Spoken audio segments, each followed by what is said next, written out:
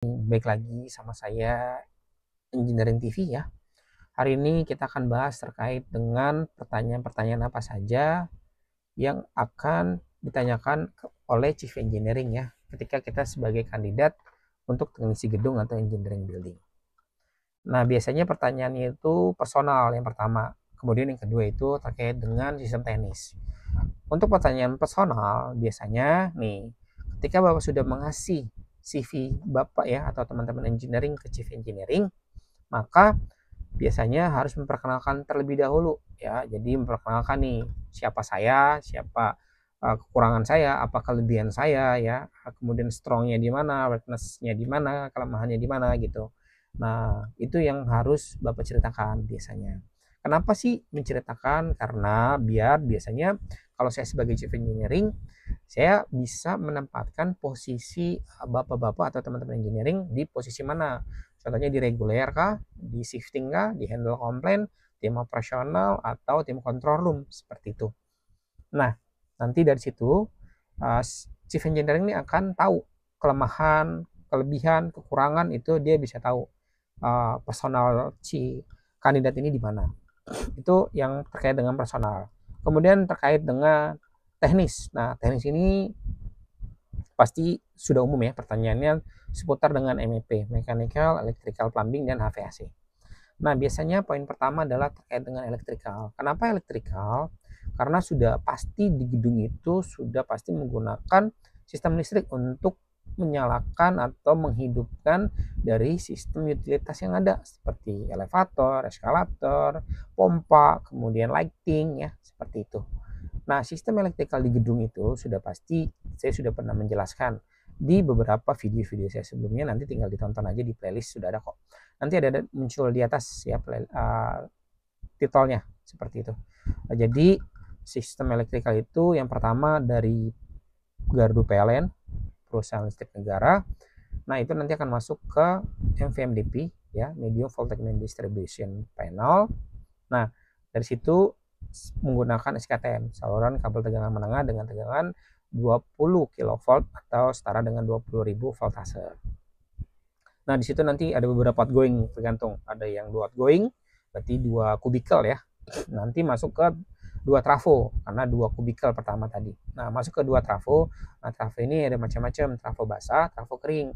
Kemudian juga ada lagi trafo step up atau trafo step down. Nah, kalau tegangannya 20 kV incomingnya, berarti outgoingnya pasti 400 voltase atau 380 voltase tergantung dari settingan tap changer. Nah, masuk ke LVMDP atau PUTR.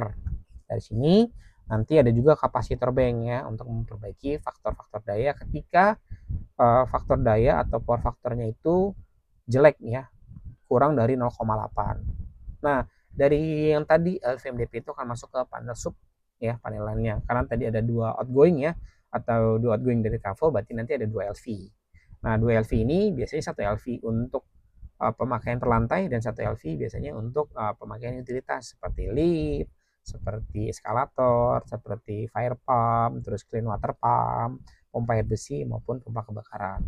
Kemudian LV1 ini biasanya untuk lighting ya, penerangan, stop kontak. Nah, itu kemudian untuk panel-panel perlantai ya, panel-panel sub. Itu untuk sistem listriknya. Kemudian nanti mungkin bisa digambarkan juga ya. Jadi biasanya suruh gambarkan tuh single line diagramnya. Nah, kemudian nanti bisa dijelaskan kabelnya pakai apa nih? Kabel NYY kah? Kabel NEM, NYA atau NYY Hawaii atau ya banyak jenis-jenis kabel. Kemudian penampangnya berapa? 3 kali 2,5 kah? Terus 3 kali 10 mili atau 3 kali 6 ya, tergantung dari penampang kabel tersebut ya, kuat hantar arusnya berapa, KH-nya ya. Kemudian sistem plumbing. Nah, sistem plumbing ini sebenarnya ada macam-macam juga. Ada sistem air bersih, air kotor, dan air bekas ya, atau drainase. Nah, itu nanti bisa dijelaskan.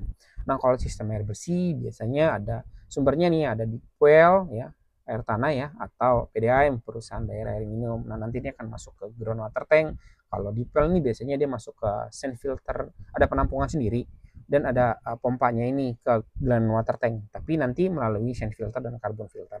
Karena air tanah ini biasanya masih terbawa lumpur atau terbawa pasir-pasir kecil lah, tapi nanti dia akan masuk ke sand filter dan carbon filter untuk menyaring adanya kotoran-kotoran yang masih terbawa atau lumpur yang masih terbawa, dan menyaring bau atau air yang masih keruh gitu melalui sand filter dan carbon filter. Nah, jika ini sudah bersih akan masuk ke penampungan groundwater tank. Nah, di groundwater tank ini nanti air ini akan ditransfer ke roof tank. Nah, di sisi roof tank ini ditransfer menggunakan pompa clean water pump atau pompa air bersih. Nah, biasanya pompa ini ada dua, berjalan secara bergantian. Nah, untuk pompa ini berjalan didorong atau sinyalnya itu dari si level switch yang ada di atas ya, yang ada di roof tank. Jadi jika level dari air ini mulai surut, maka si clean water pump ini akan running ke atas seperti itu. Nah, dari clean water pump dari penampungan roof tank ya, yang di atas, roof tank yang di atas. Nah, roof tank ini biasanya ada 3 ya sistemnya. Yang pertama ada booster untuk pemakaian 3 lantai dari atas, kemudian ada gravitasi ya, jadi memanfaatkan tekanan gravitasi, dan yang ketiga adalah dari PRV, pressure reducing valve. Jadi booster ini karena tekanan paling atas itu biasanya kecil, jadi didorong oleh si booster pump. Kemudian gravitasi. Nah, gravitasi ini karena tekanannya udah pas ya, tekanan itu biasanya untuk sanitary itu 2 bar. Jadi tidak kurang, dan ya intinya 2 bar itu untuk sanitary, toilet, wastafel, keran-keran, karena biasanya kalau di atas itu maka fitting-fitting bisa cepat rusak atau jebol. Kemudian yang PRV. Nah, PRV ini kan pressure ya. Jadi tekanan yang sudah diredus, tekanannya masuknya 5, keluarnya 2. Biasanya seperti itu. Nah, itu untuk sistem plumbing. Kemudian mekanikal. Nah, mekanikal ini biasanya ada HVAC, nah itu masuk mekanikal.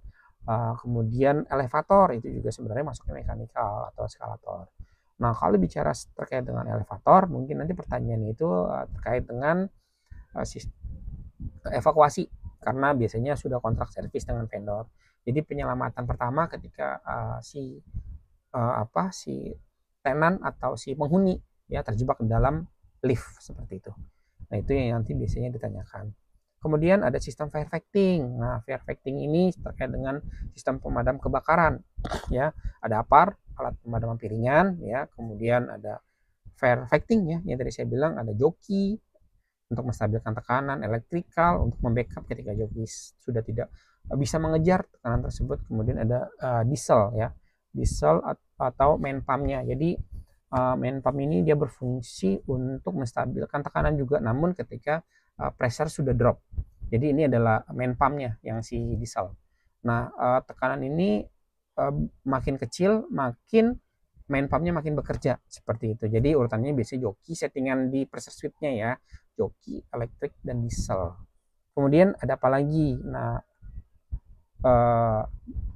kemudian itu biasanya ada sistem STP. Nah, STP sistem limbah ya. Jadi nanti biasanya melalui drill chamber, kemudian equalizing, dan beberapa step-step lainnya. Nah, kalau bisa memang teman-teman engineering itu belajar terkait itu. Dan kemudian ada HVAC. Nah, sistem heating, ventilation, and air conditioning. Nah, ini sistem AC ya, ada water cool, air cool ya. Jadi ada yang menggunakan udara ya, atau air untuk pembuangan seperti itu ya. Nah, ada yang menggunakan cooling tower untuk water cool seperti itu. Kemudian nanti ada sistem refrigerasi uap ya. Nah, nanti mungkin teman-teman bisa menjelaskan seperti dari kompresor ya untuk menekan si tekanan ya.